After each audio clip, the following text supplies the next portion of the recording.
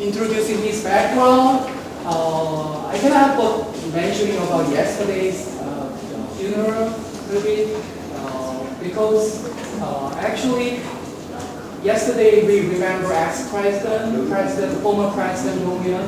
He dedicated his life for human rights and democracy, and maybe we never forget 2009 for that matter. And for American, 1964 is also historical year, and in that same year, Martin Luther King Jr. was assassinated, and in the same year also, Robert Kennedy, the brother of John F. Kennedy, was also murdered in that same year. And our guest, he was in that kind of historic leader, along with Bobby, John Kennedy, and Martin Luther King Jr. He involved in a lot of big stuff. And I was meant to brief you with the PowerPoint, but some technical problem. So I just want to underscore one thing. If you flip over the stuff that we distribute, I just want to underscore one prominent stuff. Like, actually, he released a Pentagon paper, classified Pentagon paper, and that eventually led America to end the Vietnam War. I never recall that kind of heroic stuff. Just as far as I remember, in the United States, that was a big historical turning point. So maybe you could find that kind of historical stuff in his book. First one is memoir titled Political Odyssey. And second one is regarding his bold vision for participating democracy. It's named Citizen Power. And he was also one of the presidential candidates. So actually, I really want to hear every specific detail about the current episode. He's a friend of current Vice President Joe Biden, and he also knows Hillary Clinton, Obama, and a lot of big shots in American politics. But because of time, we just got 1.5 hours, so we cannot just torture with a lot of questions. So I would like to introduce him, and please give him a warm welcome again.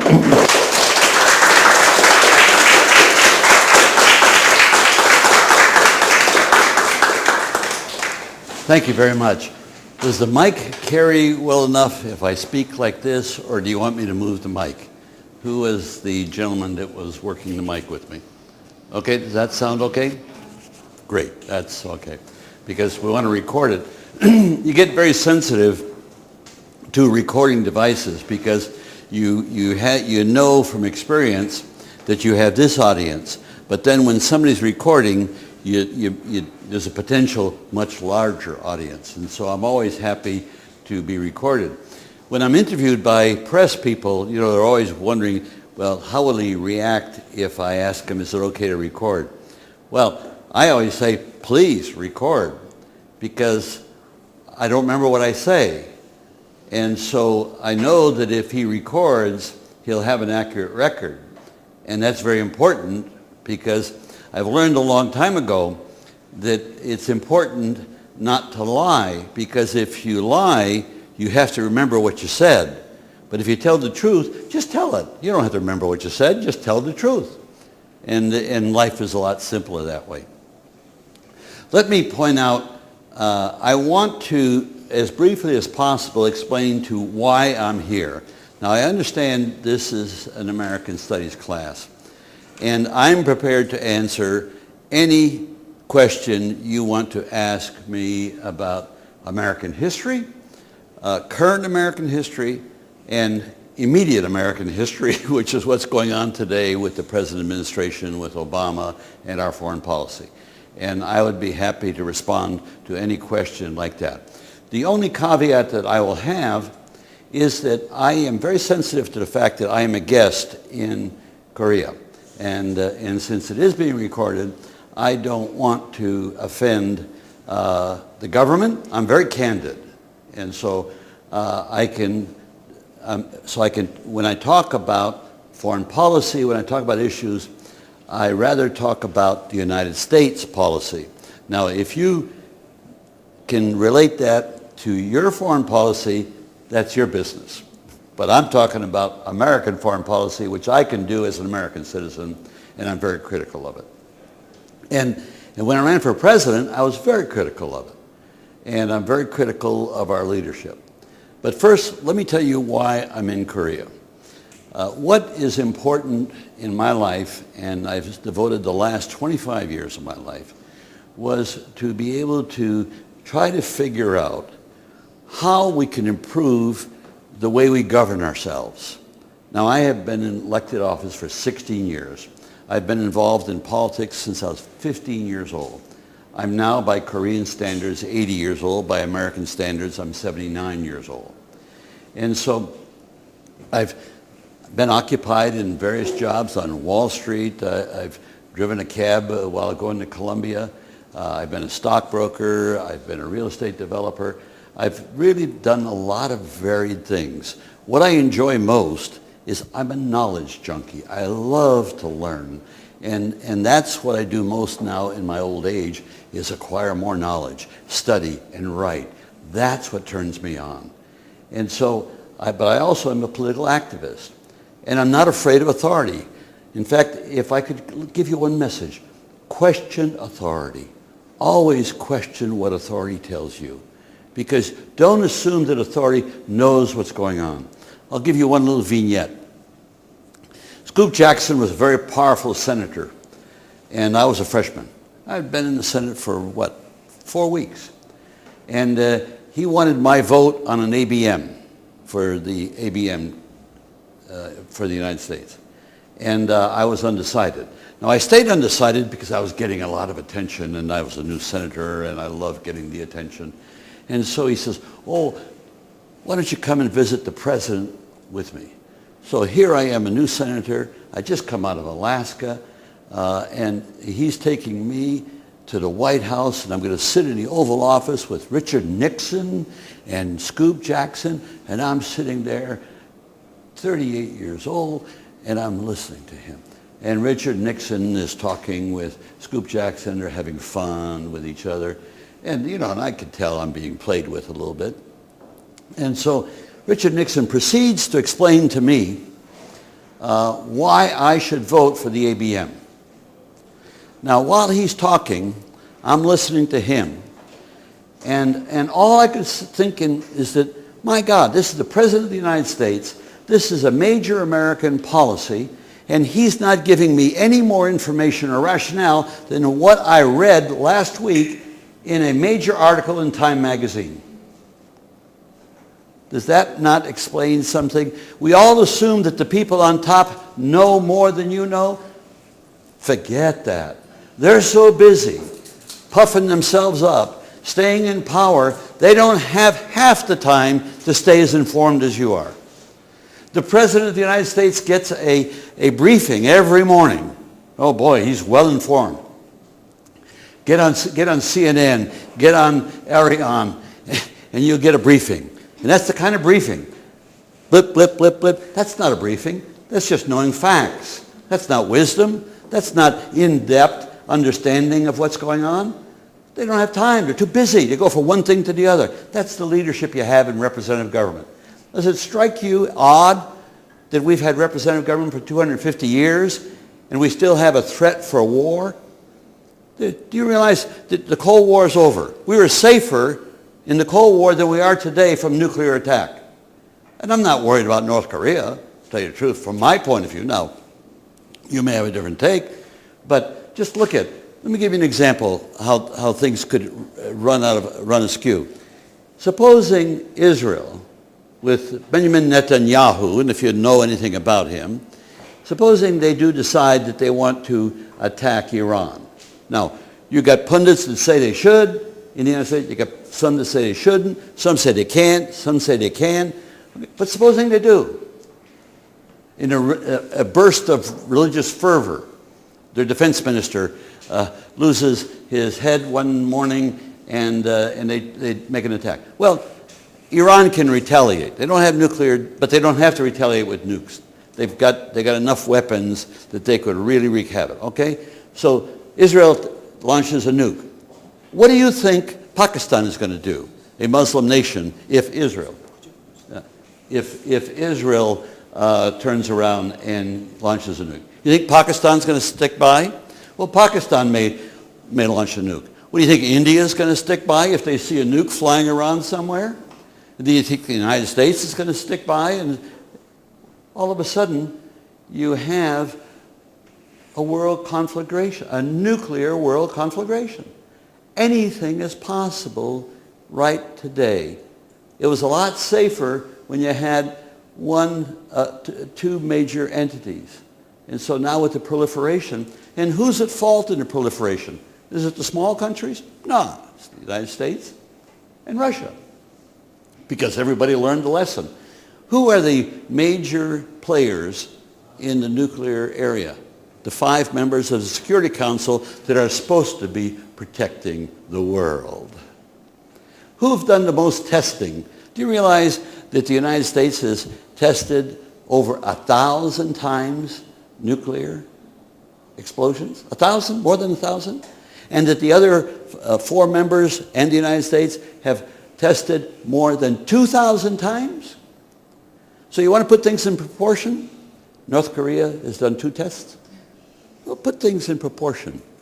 You know, reason it out for yourself. Why I'm in Korea? Real simple.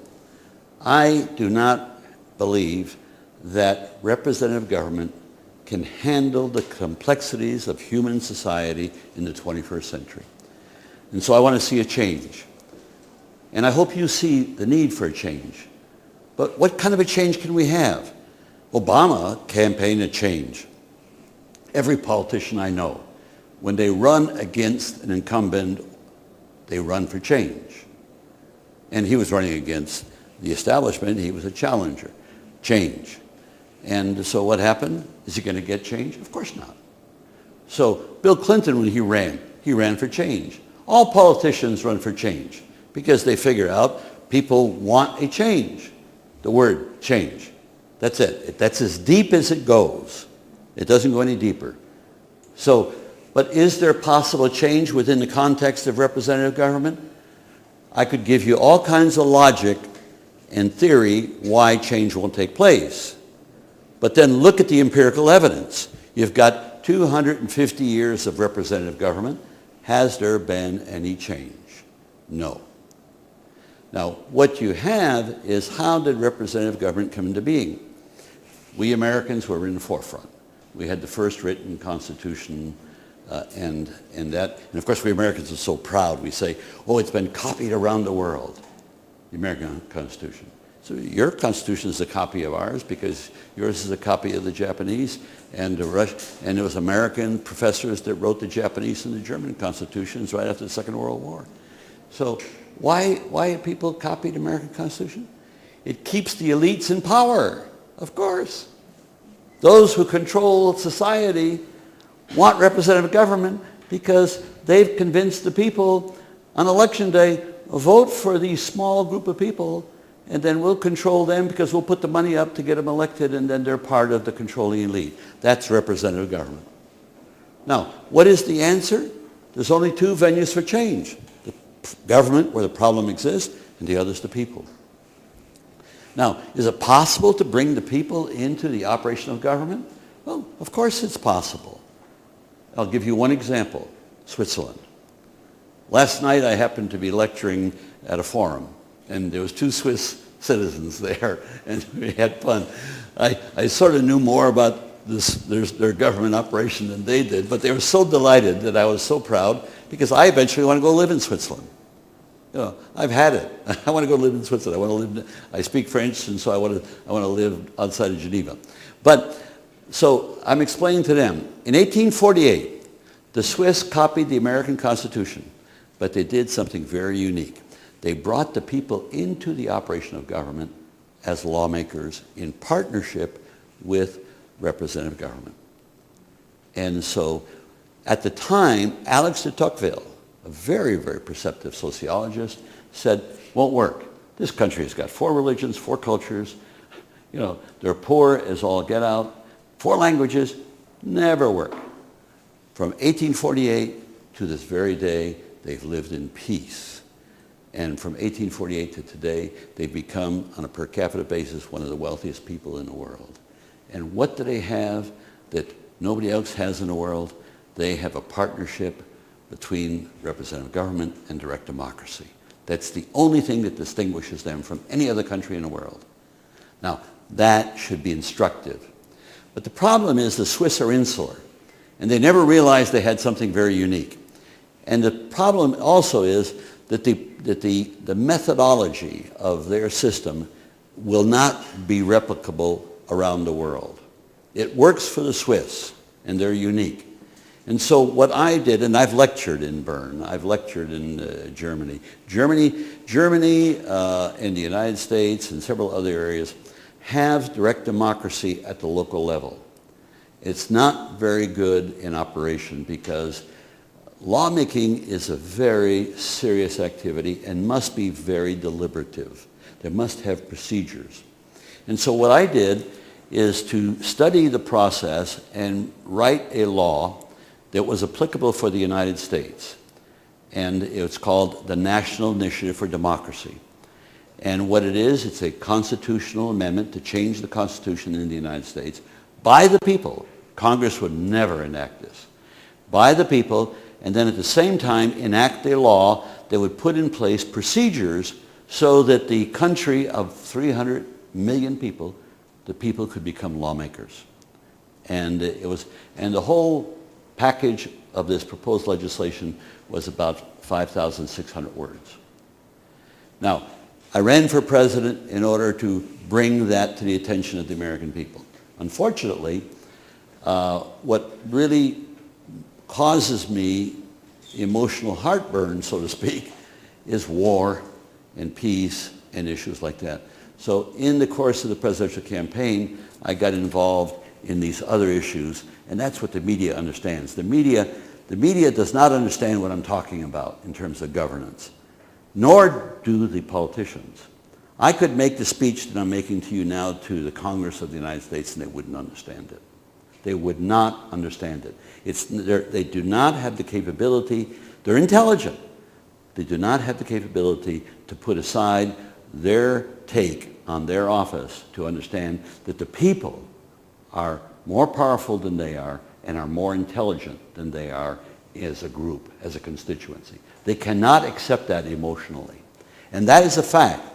The people are more intelligent than their leaders as a group, not as individuals, as a group. And I'll give you an example. What would you trust you're going to get the best decision? Your National Assembly is 299 people, okay? You're going to get a better decision from the majority of 299 people, or your national constituency is a little over 20 million. You think you're going to get a better decision for the majority of 20 million people or the majority of 299? Just do the math. You'll get a better decision from the 20 million people. You'll get a better decision every time. And this is scientifically proven by a professor in the last century, and I won't go into it, about beans in a jar. But, and then we can go into that if you want later. So I've written a law that applies to the United States. Obama got elected on a wave of identity politics, and so I realized that, boy, nobody's going to pay any attention to what I'm talking about. They didn't pay attention during the course of the campaign. The American media made me a non-person at the leadership of General Electric that owns NBC and MSNBC, and the reason why was because, and we found the memos that that we sent to them, and they responded that they did not approve of what I was saying when I was talking about the military-industrial complex. We got their fingerprints, and so they made me a non-person. Well, that's fine. It's not a question of me personally. It's a question that an American corporation could take a presidential candidate who has a record and turn around and not let the American people hear what that person has to say. Now that's in a free country called the United States of America. That's what happened in September of '07. So you want to look at studying American politics, look at it very carefully. So what happened in last year, in October, I was lecturing in Aarau, Switzerland. A Professor Lee at KDF, the Democracy Foundation here in Korea, she heard me speak and she said, would this, what you're talking about, would this work in Korea? I said, of course it would work. And I gave her an example. I said, look, when I read about the candlelight protest, I wrote about it. I was just, boy, what a wonderful thing. Now, you have a different take, and so does the government. The government is fearful of the candlelight protest. But my take is totally different. Beef was not the issue. Beef is a trigger. If you look at the Gdansk, you look around the world, wherever you see a protest, look for a trigger, what causes it, and then analyze it more thoroughly. And you'll see that it always is deeper. And unfortunately, these protests are never truly resolved because they're within the context of representative government. And so they just occur again and again at later times. Now, what I saw when I saw the candlelight protest and what I see when I see other protests, first off, a protest in a democracy is proof democracy is not working. Because if a democracy were working, you wouldn't have to protest. So it's proof it doesn't work. But what I saw in Korea was, because it was so unbelievably large, was that it's the subconscious of the Korean people that was exploding as a result of their frustration over the paternalism of representative government. That's what I saw. It was a psychological explosion among the, and so what I said, wow, boy, that's a place that may be a fertile ground for the national initiative, where the people could be empowered to make laws. And so when I explained that to Dr. Lee, she says, well, would you come to Korea if I were able to, because I don't have any money, if I got you paid for by the KDF. So I said, of course I would. So I came to Korea in last December, and I did my research before. I visited here. I listened carefully. I then did research after. And I came to the conclusion in January of this year that the greatest, most likeliest place in the world to enact the national initiative, to empower people like Switzerland, bring the people into government, to be able to make laws in partnership with their government, was here in South Korea. And so, and then of course KDF, because it's a government budgeted and other problems, they did not have the ability to bring me back to Korea. I talked to my wife and I said, darling, if I'm going to live to see this happen, this is an opportunity I do not want to miss. I want to go to Korea. And so she said, fine, you'll go 2 months, and if your message does not resonate, you come back home and you quit. I said, fine, I'll go 2 months. And so I came here, and I had literally no contacts. His wife met me at the Incheon airport and contacted me 2 days before. I didn't even have a hotel reservation. Since I've been here, scratching around, just like when I went to Alaska. I went to Alaska, I was broke. And 12 years later, I'm sitting in the second most powerful position in the United States political hierarchy. So I know the impossible can be done. I just know it can be done. All you got to do is want to do it. And that's what I'm trying to do here in Korea. I have a language barrier, I know that, and I can't conquer that. I'm in the blind. You know, komasamnida is the best I can do. But I don't care, and I sense it. And so whenever I speak to a group like this, and I'll make the same offer to you, and I've been able to generate 15 teams of people that are committed to want to meet and to study this.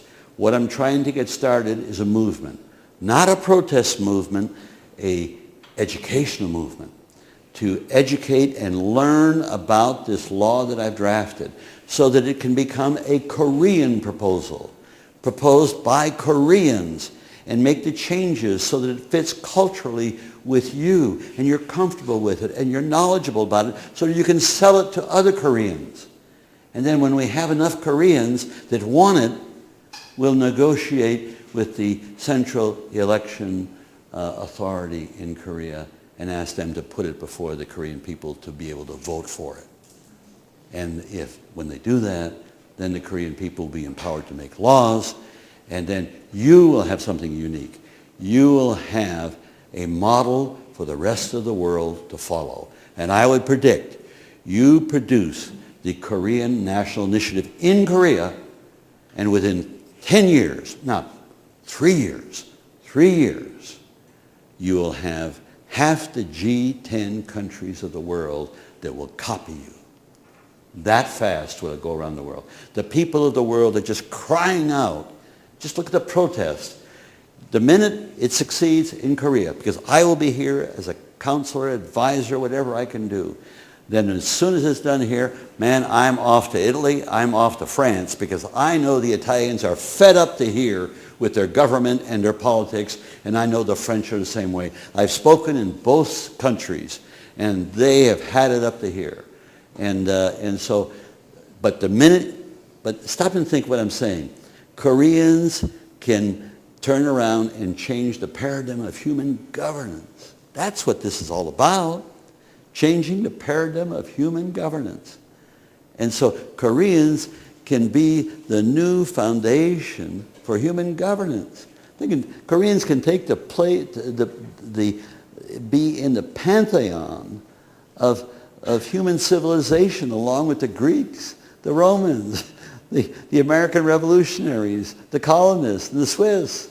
That's what's possible for Korea. So if you got any pride, that's exactly what you want to do, and be proud of it. That's what's possible. That's what and those are the documents. I have these documents in Korean, and so if you form a team, and we're using Facebook now. Facebook is in Korean, it's in French, it's in Italian. So and we've got these teams, and so immediately I meet with them, and we go over it, and so. That's what's possible. So let me end on that note. But let me just quote you one thing. Cicero, 2,000 years ago, Cicero defined freedom with these words. Freedom is participation in power. Okay? If you don't participate in power, you're not free. You're a subject of power. You're oppressed by power. You're not free. What is power in representative government? It's lawmaking. Them's that makes the laws. All you can do is obey the law. That's all you can do. So you're not a participant in power unless you become a lawmaker. And that's what the Swiss have discovered, and that's why they're so unique in the world and so successful in the governance they have. And this is what's possible. The answer is not in representative government. They can't change. The answer is with the people and the procedures are there. And I was just saying that in this university, the cyber aspect of it, the mechanical aspect of permitting 20 million people to be legislators, the technology is there to do it. In fact, the technology is there for the whole world, people of the world to be legislators. But let's just start with Korea. Thank you. Now we can do questions, and you can cover any subject you want, okay? You know what floats my boat. Professor. Listening to what you said, and I was reminded of a proverb, too many cooks spoil the broth. And I thought that might be true to the representatives who are supposed to represent our interests in government. You think that's true? No, it's not. Because you see, in a well-run kitchen, you have procedures. So you got the head cook, and you got the sous chefs, and so it's a cliche. It sounds good. It's true. It's true. There's no question. If everybody's jumping in the broth, it doesn't work. But you see, that is the way many of the areas in the United States make laws, because they don't have procedures. Like in California, You qualify an initiative, everybody throws money at it, people vote. That's not a way to make law. You have hearings, the proper way, have hearings, markups, subcommittee, communications, advisory votes, all of that. And that's what's in this legislation that I have, where you have procedures. So as long as you have procedures and rules, you don't have to worry about too many cooks spoiling the broth. The broth will take care of itself very well. Any other questions? Please, go ahead. Mr. Gravel, Senator Gravel, I want to say first of all that I really respect you, and I saw you in all the debates. Oh, great. Probably the only one here, maybe. I don't know. I won 2 of them, you know. That's when they got really scared that they had to get rid of me. I saw you on the left. I respect you on the left. I voted for. I was going to vote for Ron Paul, but unfortunately, he didn't really have. Well, you're the guy that came from where Tejan? Yes, I did. No, great. Okay, so great. Okay. Okay, I have a quick question. Good. As long as you have American bases in Korea, how do you expect to produce the National Korean Initiative? Because American influence, the United States greatly influences Korean politics, whether a lot of people want to admit it or not. And how do you expect to get this initiative started? Well, first off, I'm here, and so I'm not influenced by General Sharp. Sure. Okay? So they're all listening to me, and they can make up their own mind whether General Sharp represents what's best of the United States, and I can discuss at great length about the shortcomings of our Constitution and the fact that it's undemocratic, and that the reason why I'm here is because the Korean Constitution is far superior to the American Constitution. And so when Korean citizens, when they hear that from an American person who's somewhat knowledgeable, let me repeat, the Korean Constitution is superior as a democratic instrument to the American Constitution. I can believe that. Okay? So now, what the Americans contributed was the Declaration of Independence. But our Constitution did not keep faith with the Declaration of Independence because it enshrined slavery. And the 5 elements in the Constitution that enshrine slavery, only one has been repealed, and that's with the amendments after the Civil War. The other 4 are still there to cause all kinds of mischief in our Constitution. So the point you raise, you say that, well, the people of Korea are going to be influenced by American leadership. I don't think so. I don't think so. I don't think they're robots. I hear this all the time that, oh, Koreans they bow to authority. You want to know who bows to authority? The United States, the people. Stop and think.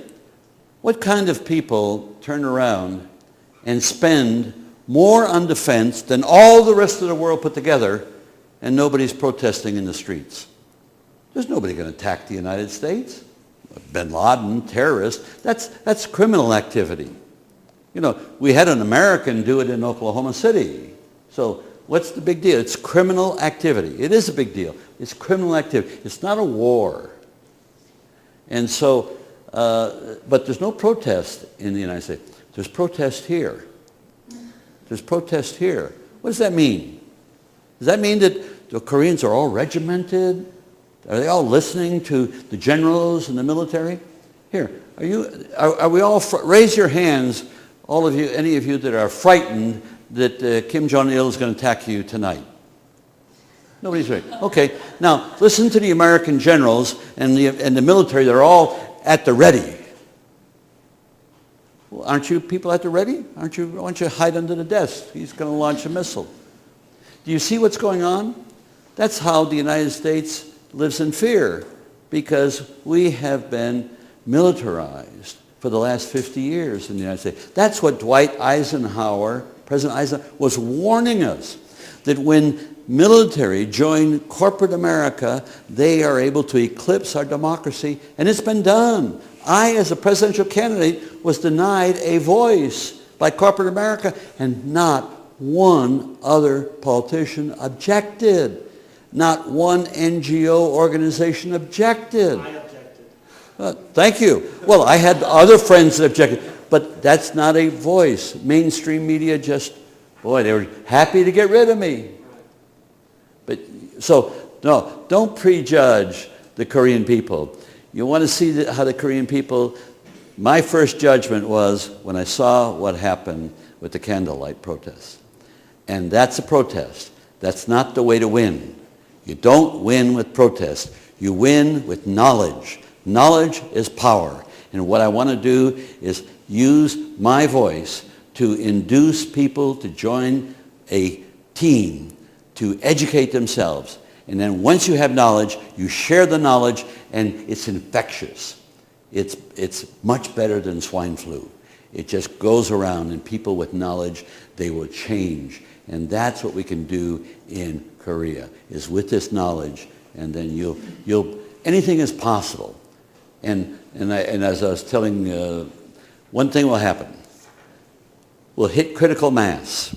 When we hit critical mass of knowledge in the Korean community, three things will happen. Corporate society will wake up, political government will wake up, and the people will wake up. And by that time, forget it. The show's over, the people are going to win. Okay, you have another question? Here, please, this young lady there. Please. You're sure that there will be many countries to try to copy Korea and Koreans. So what aspect do you think they will do, except for humiliation? Wait a second. Start that again. Okay, because you are sure that there will be a lot of countries to copy, try to Oh, yeah, copy okay. Koreans. So what aspect do you think they'll be? What effect will it be? Once you pass, see, what I'm proposing does not exist anywhere in the world. The closest is Switzerland, and that is not replicable in another community, in another country. It just is not. Because it was written in 1848. They haven't appreciably changed it. It works for Korea. It's totally integrated. It won't work elsewhere. So if we take the approach that I've put forward, and it is absorbed by Koreans and made the necessary, we've already made corrections. At two or three of these team meetings, a couple of these students said, well, that's the way this is done in Korea. Changed it immediately. Because, I'm not an authority on Korea. I'm slowly becoming one. But so we make the changes. And as you study this very carefully, you will then make a lot of changes. But then again, I wonder how many authorities there are in the room who are authorities on the operation of the Korean legislature.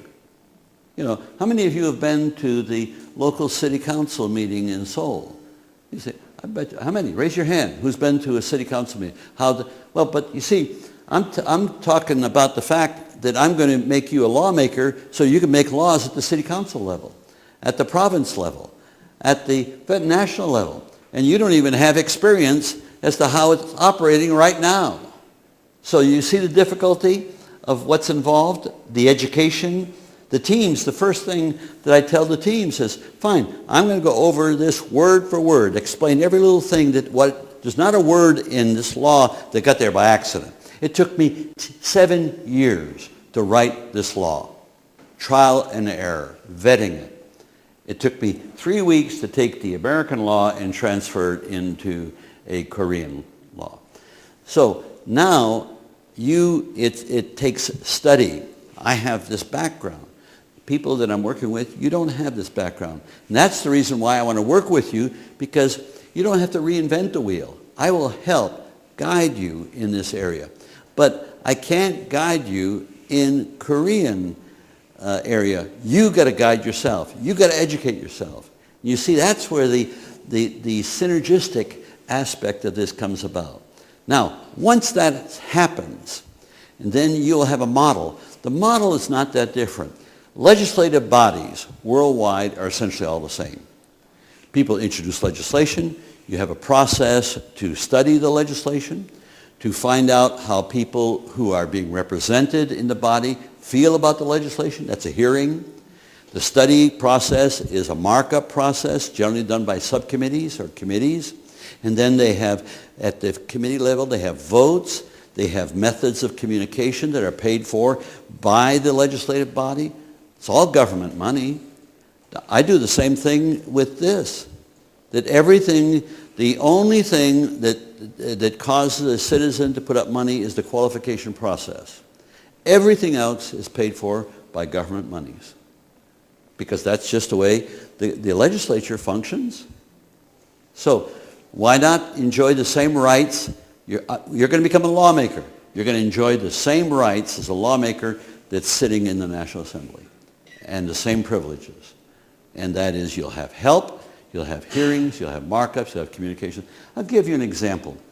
And this is a very key example, because I've talked with some of the professors about the technology, because I get a question, well, how can 20 million people legislate? Here, the world can legislate. It's not that complicated. See, the people can only be involved in legislation. The people cannot come in and be the executive. The people cannot come in and be the judiciary. But the people can come in and be the legislature, because of the way the legislature is structured. Here, in New Hampshire, we had 520 people that are in the New Hampshire state legislature. I mean, and yet you have, in Alaska, we have 40 state senators. And so it changes the numbers as long as you have the procedures, and that's what counts. One example on communication. We require, under the procedures, and we set up the Citizens Assembly, and then we create a Citizens Trust. That is an agency of the Assembly, Citizens Assembly, to administer the procedures on behalf of the Citizens Assembly, which is exactly what every legislative body has. Here, you have in this school the administration that keeps the lights on, furnishes the desks, all of that. That's all done by the administration. Well, the 20 million Citizens Assembly needs an administration to administer to their needs and their legislative needs. And what are those needs? Have a hearing, so you need a hearing officer. To have markups, so you need a deliberative pool created and all of that. Then you need communications. The Citizens Trust will commission a television show, depends on the issue, for a half hour or an hour, that will be played 10 days, 15 days before the election on every major television network in Korea. So people can watch it and get educated. You do the same thing for newspapers, you do the same thing for radio. Every initiative will have a website so that you can follow on all of the activities. Every person, every citizen will receive a little pamphlet on the initiative that will, the pros, the cons, the economic impacts. That pamphlet will be published on the website. I mean, a person would have to hide. And then on the voting will be done by the electoral authority, but it doesn't have to be on the day. Why not have an election for 1 week long? 24 hours a day for a week. So you could be on vacation in Tahiti and whip out your laptop computer and vote. Why not? The technology is there to do this securely. The principle that exists in representative government today, which people do not understand, is that voting is made difficult because they want to limit your participation. They want to keep you at arm's length from power. Remember what Cicero said, we don't want you to participate in power. We got it, and we're not going to share it. That's what's going on. Please, Doctor. I understand you are critical of the U.S. Constitution when you mentioned that U.S. Constitution keeps the elite the power, right? You think that U.S. Constitution keeps the elite the power, right? Keeps the elite. Keeps the elites in power, yeah. Power, right? And it works in all democracies. Yeah.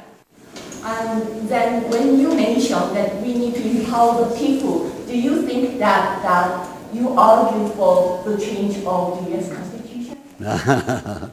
Very good question. Okay. All I argue for is putting power in the hands of the people. What the people do with that power is up to them. You see, if I have my own agenda and my own beliefs, and that's what shows up in the campaigns, and that hurts me because that's what they attack me on, what I believe in. But what I believe in, first and foremost, is empowering the people. And so all I have is a tool.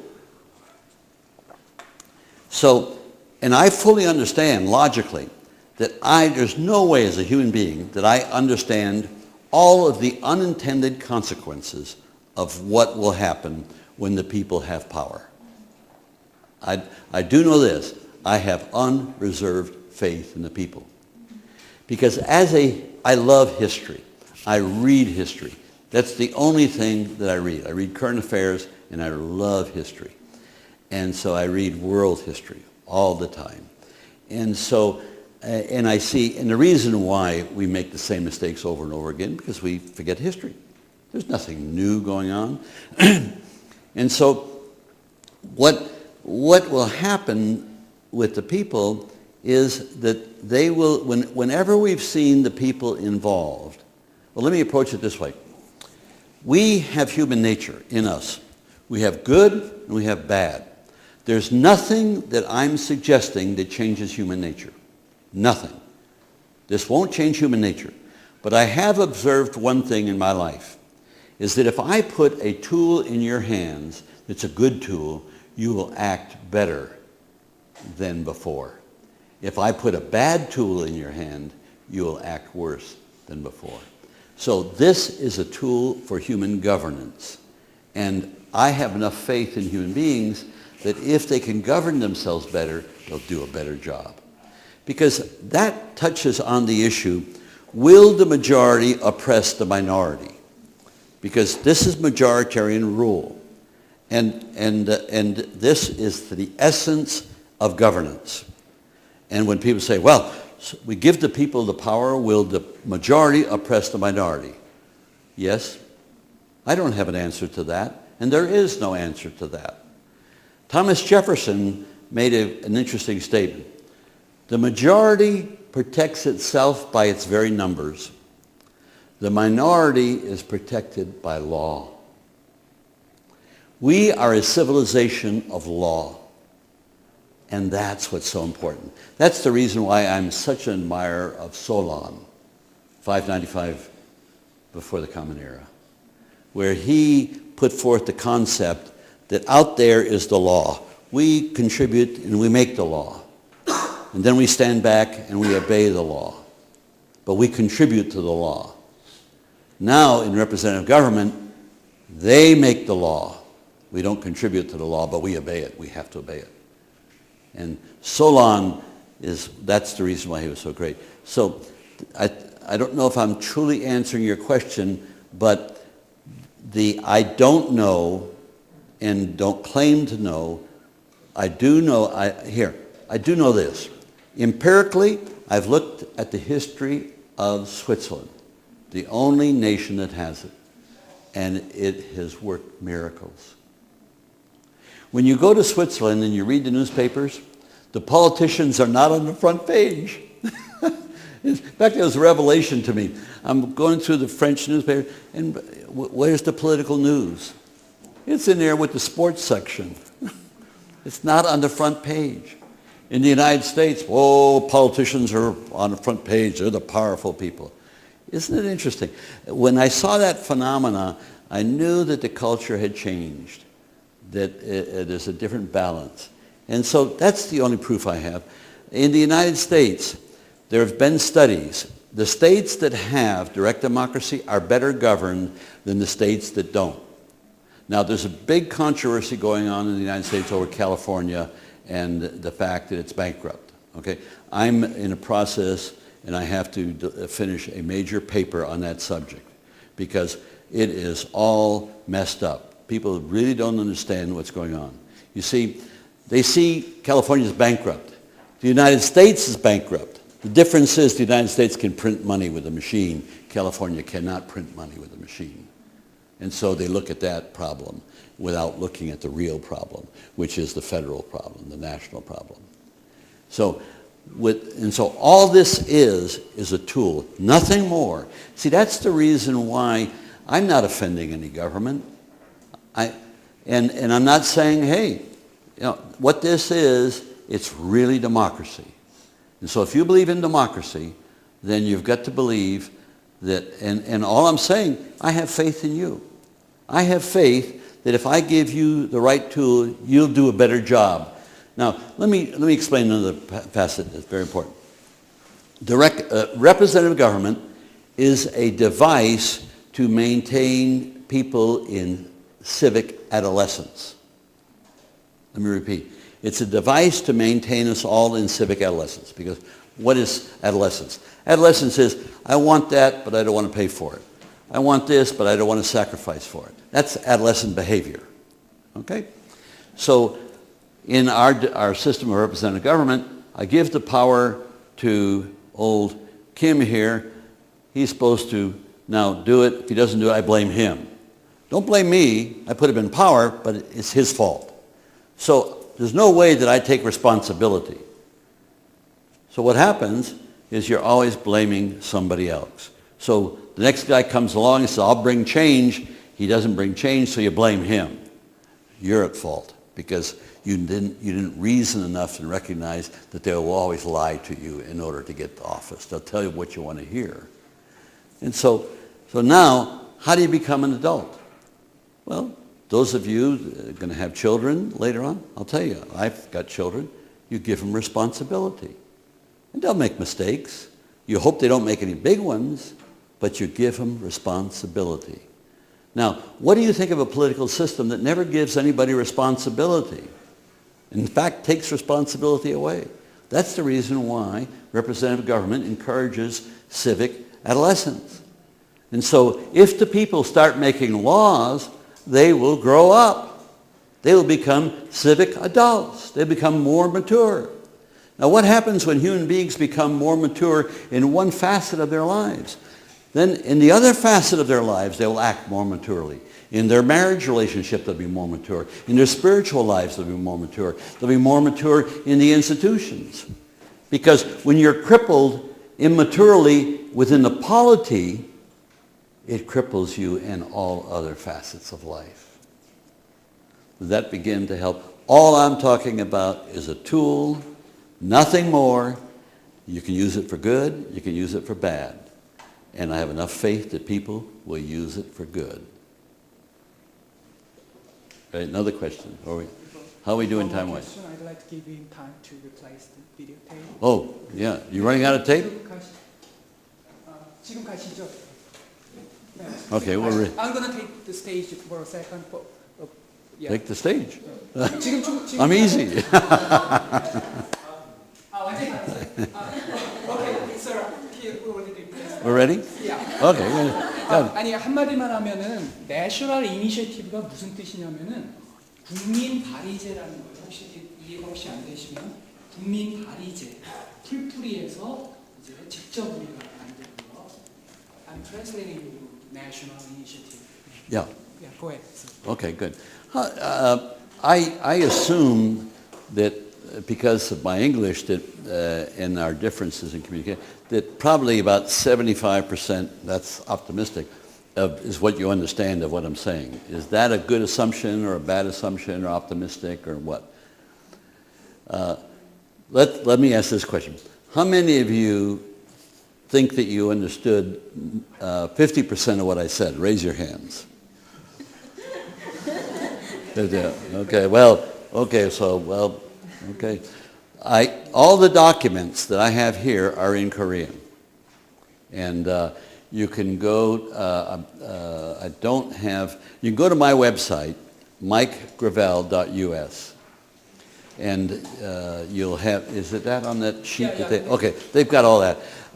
We just put up, Gmail has pages, and I don't even know the links right now. But we will have these links all over. And you'll be able to go to Gmail and you'll hit a link and it'll take you to the Korean National Initiative. Another link will take you to my biography. Another link will take you to what is the speech that I make, which is this Korean generation has a rendezvous with destiny. And that's really what I mean. I mean, that's just, I sincerely feel that.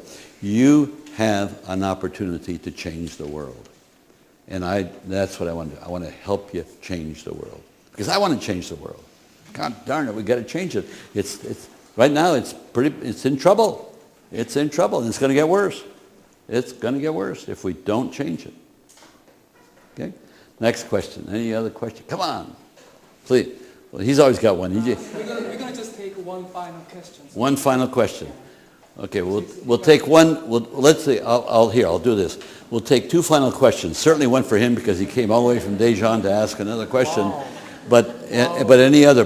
He's a really good politician. But we'll take a Korean question. Come on. There's got to be another Korean question out here. There he is. There he is. Okay. Please. You first? You first. Do you see the preemptive attack is right?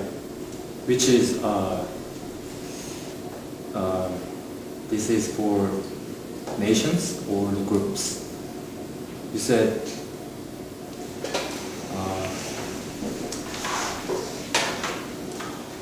groups, right? And groupings as a grassroots movement, right? Yeah. Then how about this concept as a grouping attack?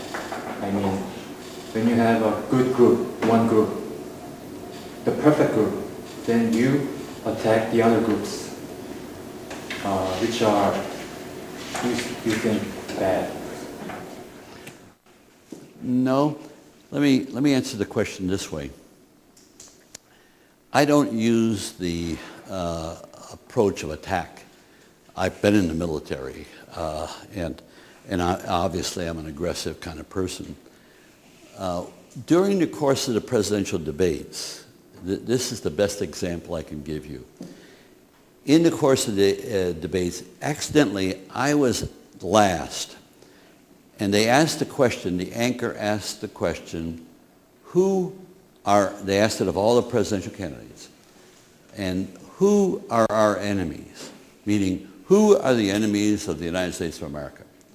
Well, they essentially started, and they all said the same thing. They were all talking about, North Korea, Iran, Iraq, you name it, the normal suspects. And they got to me, and so I said, we have no enemies. We create our enemies. We have no enemies. And the audience burst out into applause.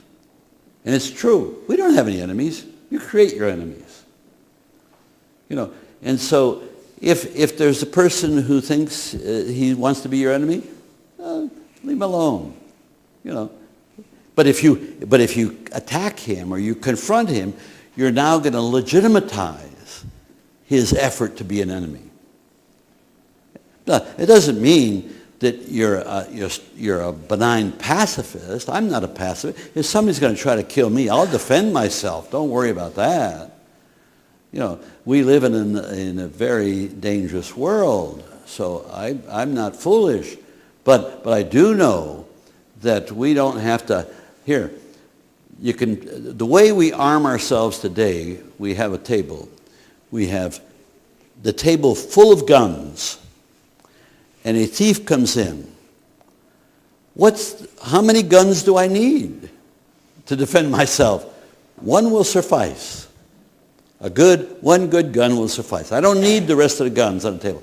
But now, the manufacturers who make all these guns, they want a profit, so they need all these guns to make a profit. But I am foolish if I buy all these guns. One good gun is all I need to defend myself with. So, in answer to your question, I don't view life as an attack. There are people that would attack me. I founded a foundation called One World. I believe in one world. There's no question about it. Until we have a one world government, we will never have world peace. And so there's a lot of people that look upon that and they think that's dangerous. And so I've received death threats because of that. So I try not to talk about that too much.